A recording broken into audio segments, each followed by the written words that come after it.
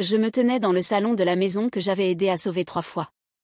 Une fois, quand mon père avait subi une opération du dos et n'avait pas pu travailler pendant des mois. Une autre fois, pendant le Covid, quand mes 2 parents avaient perdu la moitié de leur retraite en bourse. Et encore une fois, le printemps dernier, quand la chaudière était tombée en panne juste avant une vague de froid, et que j'avais viré au chauffagiste la totalité du montant avant même qu'il n'appelle pour demander de l'aide. Ce jour-là, je n'étais pas là pour réparer quoi que ce soit, juste pour aider papa à scanner quelques documents pour leur assurance santé. C'était quelque chose que je faisais souvent. Mon père, Gérald, n'avait jamais vraiment compris comment fonctionnait l'imprimante scanner, même après 10 ans. Il disait toujours que j'étais douée avec la technologie, même si je travaille en gestion de projet, pas en informatique, depuis plus de 10 ans. Il avait laissé une pile de documents sur la table de la salle à manger. Je les parcourais rapidement, dossiers médicaux, quelques formulaires de Médicare, 1 ou 2 factures de services publics. Et puis je l'ai vu, une chemise cartonnée couleur crème, épaisse, soigneusement étiquetée de l'écriture de ma mère. Plan de succession copie finale. Je n'aurais pas dû l'ouvrir. Je le sais. Mais je venais tout juste de payer leur taxe foncière la semaine précédente, 2178,41 $. Et je comptais passer à la pharmacie après, comme toujours, pour aller chercher leur renouvellement de médicaments contre l'hypertension. Alors oui, je l'ai ouverte. À l'intérieur, leur testament, notarié il y a 2 mois. Leur maison, entièrement payée. Leur compte de retraite restant. Une police d'assurance vie.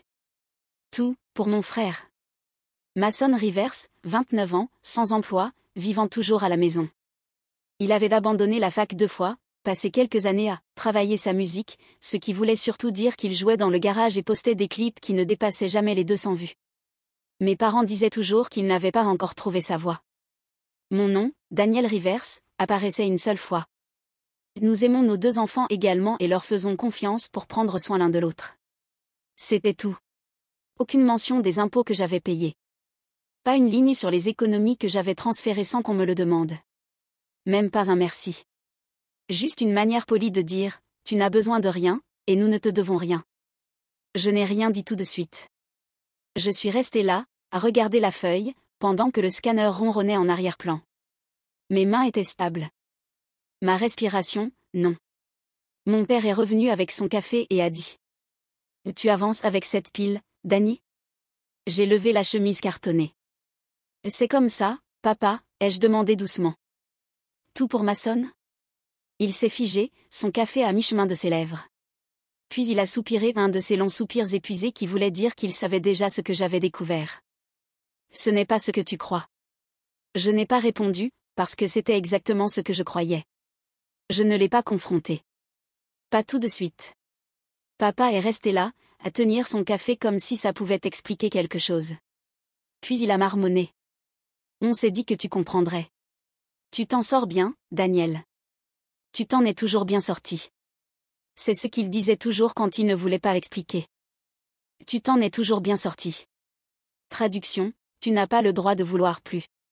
J'ai laissé la chemise sur la table et je suis sortie pour respirer. La balançoire du porche a légèrement grincé quand je me suis assise. C'est moi qui avais remplacé cette balançoire il y a 2 étés, la même semaine où la rambarde de la terrasse avait cédé et où j'avais payé un entrepreneur pour la réparer, parce que Mason disait qu'il était encore entre 2 salaires. À l'époque, ça ne me dérangeait pas. J'avais été élevée à prendre soin des choses, à me retrousser les manches.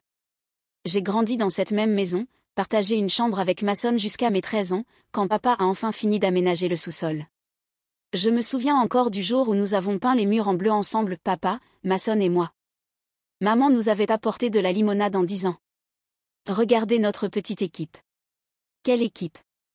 Je suis restée à Nashville après la fac parce que maman disait qu'elle n'arrivait pas à dormir quand j'étais trop loin. J'ai refusé un poste à Boston, même après qu'il m'ait proposé plus d'argent et une promotion plus rapide. Je me suis dit que la famille comptait plus. Ils ne m'ont jamais demandé de sacrifier quoi que ce soit, ils ne m'ont juste jamais dit que ce n'était pas nécessaire. Il y a eu les petites choses, payer leur assurance auto quand ils étaient à court, leur acheter des courses quand le renouvellement des aides alimentaires était retardé, appeler la compagnie de carte de crédit quand les frais de retard tombaient. Et les grandes choses, comme virer 11 000 $ de mes économies pour qu'ils rattrapent leur crédit immobilier il y a 4 ans. Je l'ai fait sans poser de questions. Je voulais juste qu'ils se sentent en sécurité, à l'abri, sans inquiétude. Et maintenant, Après tout ça, je n'étais qu'une note de bas de page.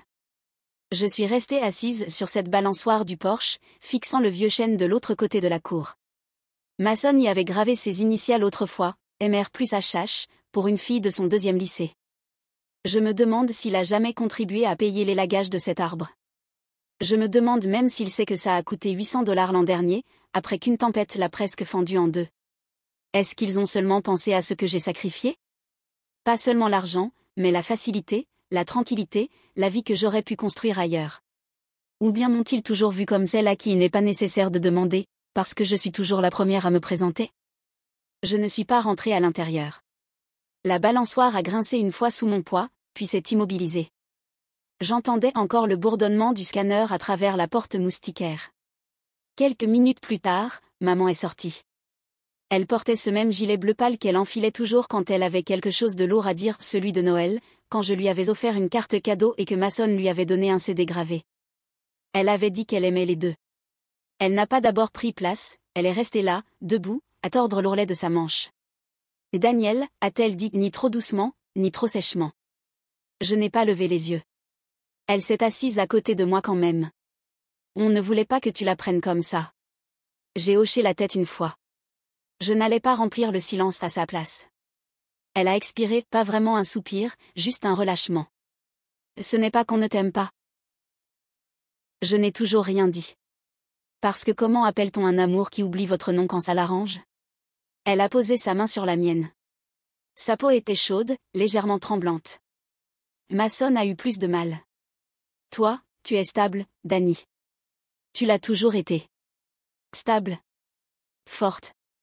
Fiable. Des mots qui semblent gentils jusqu'à ce qu'on réalise qu'ils sont des cages, des étiquettes qui permettent aux autres de prendre sans culpabilité. J'ai retiré ma main. Vous auriez pu me le dire, ai-je dit.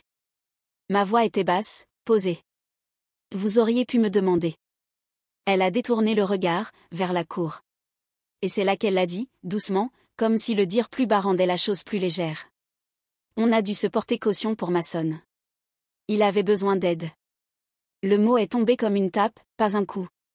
Mais j'ai tout entendu dans la manière dont elle l'a dit. Il ne m'avait pas seulement laissé hors du testament. Il s'était déjà lié à lui avec des chiffres réels, des dettes réelles, un risque réel. Combien, ai-je demandé. Pas de réponse. Maman, combien? Toujours rien. Puis, à voix basse. 35. Je me suis levée. Le vent s'était levé, le vieux carillon au-dessus du porche a tinté une fois, puis s'est tu. Je l'ai regardé, pas en colère, juste fatigué. Vous ne l'avez pas choisi parce qu'il en avait besoin. Vous l'avez choisi parce que vous lui deviez déjà. Ses yeux se sont écarquillés, mais je ne cherchais pas de réponse. Je n'avais simplement pas réalisé que le prix à payer incluait de m'oublier. Je n'ai pas envoyé de message. Je n'ai pas appelé. J'ai juste arrêté. Cette semaine-là, j'ai annulé le virement automatique que j'avais mis en place pour leur facture d'électricité.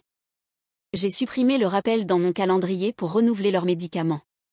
J'ai mis en pause le compte de courses qui livrait tous les jeudis à 16h. Rien de dramatique. Pas de grande déclaration. Juste un déplacement silencieux, un vide là où j'existais auparavant. Je pensais qu'ils s'en rendraient compte tout de suite. Mais une semaine est passée, rien. La 2e semaine, j'ai commencé à recevoir les premiers messages. Le texto de papa est arrivé en premier.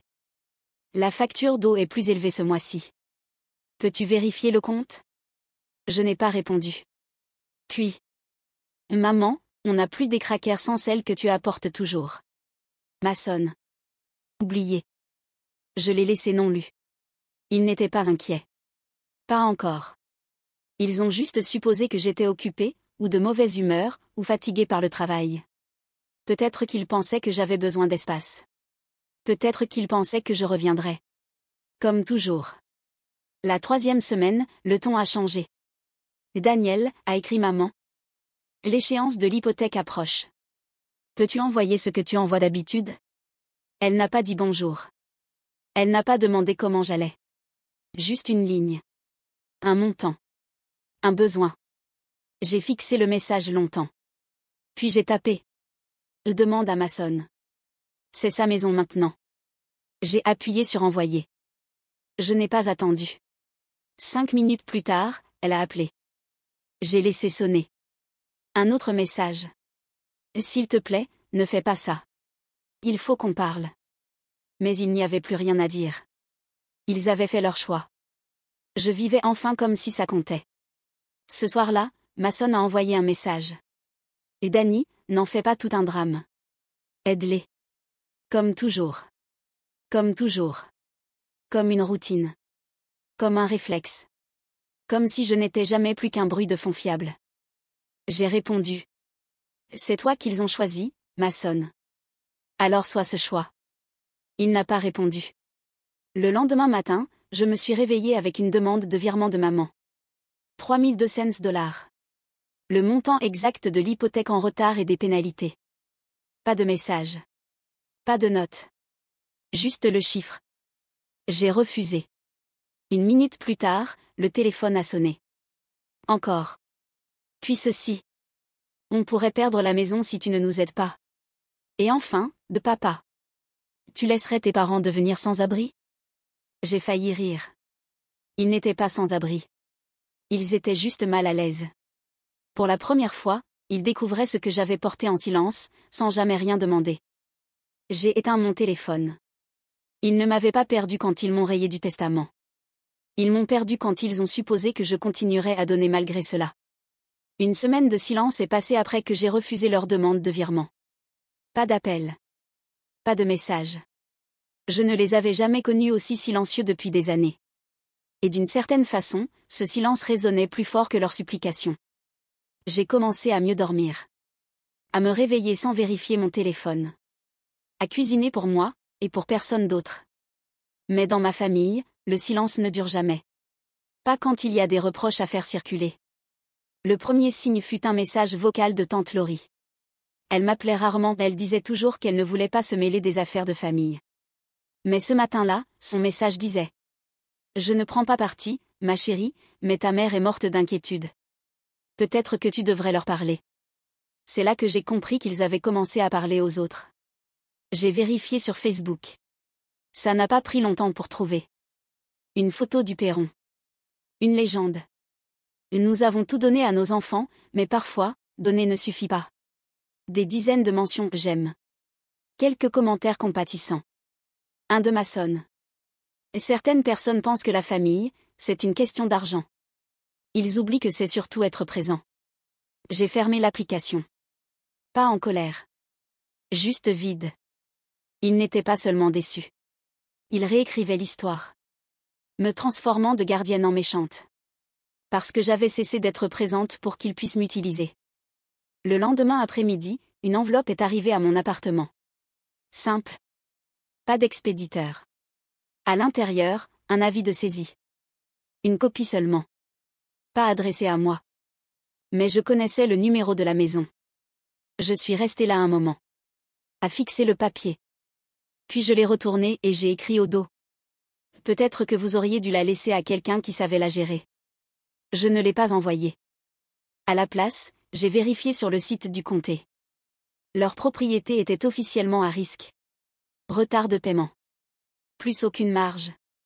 Ils avaient brûlé toutes leurs économies. Probablement en essayant de sauver les apparences. Peut-être en espérant que je céderais avant que les choses deviennent sérieuses. Mason avait tout dépensé. Tout l'argent qu'il lui avait laissé pour sa sécurité, pour sa stabilité, pour son avenir envolé. Il fut un temps où je serais intervenu. Appeler la banque. Négocier un délai. Transférer des fonds. Mais maintenant? Je me suis versé un verre d'eau. Je me suis assise à la table de la cuisine. Et j'ai laissé la maison s'effondrer sans moi.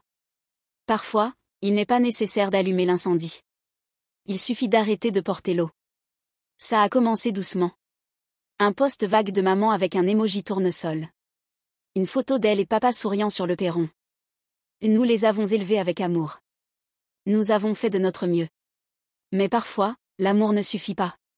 Pas de nom. Pas d'accusation directe. Mais je savais ce que c'était. Et tous ceux qui nous connaissaient aussi. Tante Trish a commenté. Vous êtes des parents formidables. Vous méritez mieux. Papa a suivi, un jour plus tard. Un poste plus long. Moins subtil. Nous avons tout donné à nos enfants, temps, argent, amour. Nous pensions les avoir bien élevés. Mais au final, on ne peut pas contrôler ceux qui vous tournent le dos. Il m'a tagué.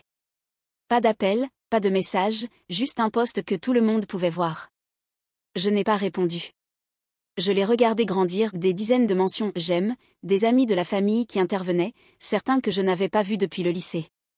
L'un a écrit « Cette génération ne comprend tout simplement pas le sacrifice ». Et puis il y avait Mason. Bien sûr qu'il y avait Mason. Il a partagé le post de papa avec sa propre légende. Certaines personnes ne se soucient que quand elles reçoivent quelque chose. Moi, je donnerais n'importe quoi pour protéger maman et papa. Je suppose que tout le monde ne voit pas la famille de cette façon.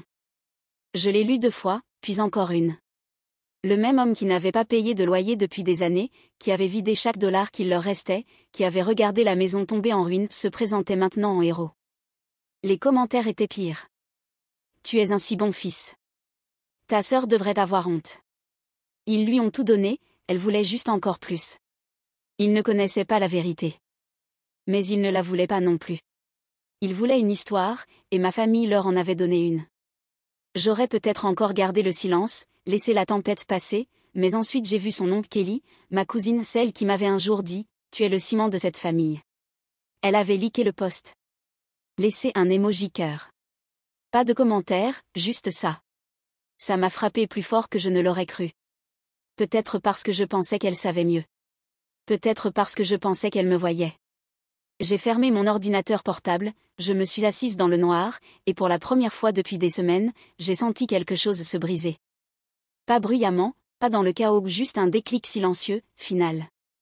Ils n'étaient pas seulement en train de réécrire l'histoire. Ils étaient en train de m'en effacer. Ils sont venus un jeudi. J'aurais dû m'y attendre. Les textos n'avaient pas marché. Les demandes d'argent avaient été ignorées. La culpabilité était devenue insipide. Alors ils sont venus. La réception a appelé à 10h42. Mademoiselle Rivers, vos parents sont là. Et un homme qui dit être votre frère. Je me suis tenue dans le couloir devant mon bureau, fixant les carreaux du sol pendant qu'elle continuait de parler. Ils demandent à monter. Ils disent que c'est urgent. J'ai pris une lente inspiration. Et dites-leur, s'il vous plaît, que je ne suis pas disponible. Et qu'ils ne sont pas attendus. Un silence. Ils disent qu'ils vont attendre. J'ai hoché la tête, même si personne ne pouvait le voir, puis je les ai laissés faire. 20 minutes plus tard, mon téléphone a vibré. Un texto de maman. Nous sommes en bas. Ouvre la porte. Un autre. Nous ne partirons pas tant que nous ne t'aurons pas parlé.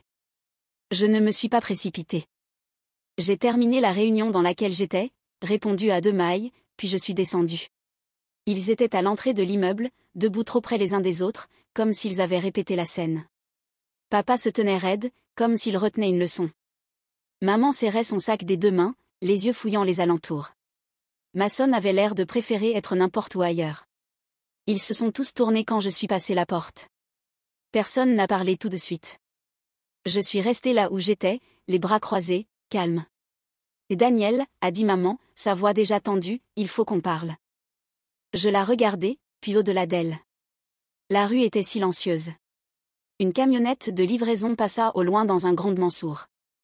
Je ne répondis pas. Papa s'éclaircit la gorge. Tu laisserais vraiment la maison se perdre à cause de ça? Je laissai les mots flotter. Puis, vous pensiez vraiment que je ne le ferais pas? Il ouvrit la bouche, mais je le coupai. Vous m'avez laissé de côté. Vous avez tout donné à Mason. Et maintenant vous êtes là, à demander le même soutien que j'ai offert pendant des années sans jamais poser de questions. Personne ne répondit. Maman fit un pas en avant, sa voix plus douce maintenant. On pensait que tu comprendrais, tu as toujours été forte. Je hochai la tête. Vous avez utilisé ça comme excuse pour m'oublier. Mason marmonna enfin quelque chose, je n'en saisis pas tout, une phrase sur le fait qu'il n'avait rien demandé de tout ça. Mais tu l'as pris, dis-je. Il détourna le regard. Les mains de papa étaient maintenant sur ses hanches, impatient. On t'a nourri, élevé. Tu nous dois quelque chose. Je faillis rire. Cette dette, je l'ai payée. Tous les mois, chaque année. Et vous m'avez effacé quand même. La lèvre de maman trembla. On ne voulait pas te blesser. Je fis un pas de plus.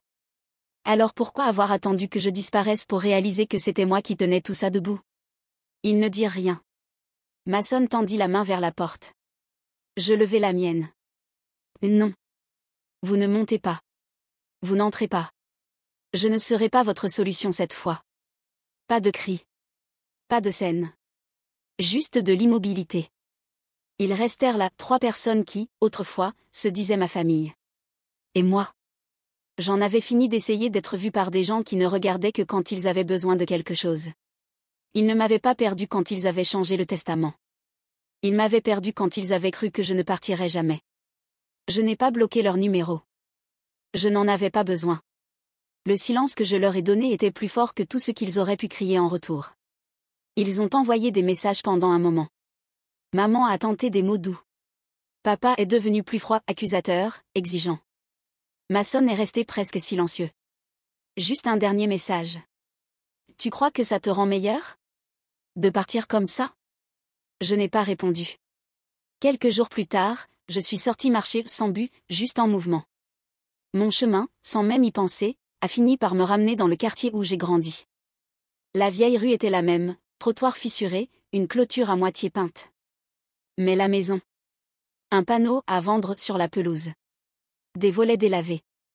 L'herbe mourante. Je suis resté sur le trottoir à la regarder. La lumière du porche était éteinte. La balançoire que j'avais réparée avait disparu. Le carillon suspendu aussi. Je ne me suis pas approché. Je n'avais pas besoin de voir l'intérieur pour savoir ce qui s'était effondré. Cette maison ne m'a jamais gardé.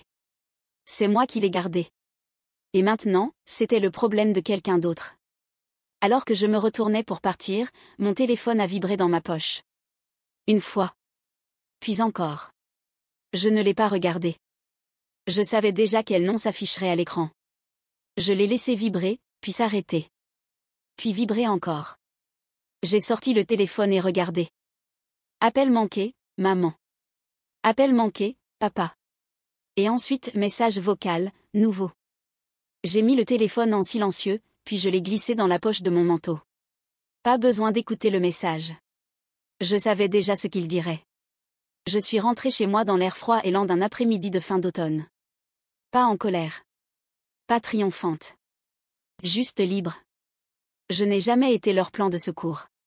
Ils aimaient juste faire semblant que je ne partirais jamais. S'ils ont compté un jour sur votre silence mais qu'ils ont oublié votre nom. Laissez juste une icône en forme de cœur. Certains d'entre nous n'ont jamais élevé la voix. Mais nous n'avons jamais disparu.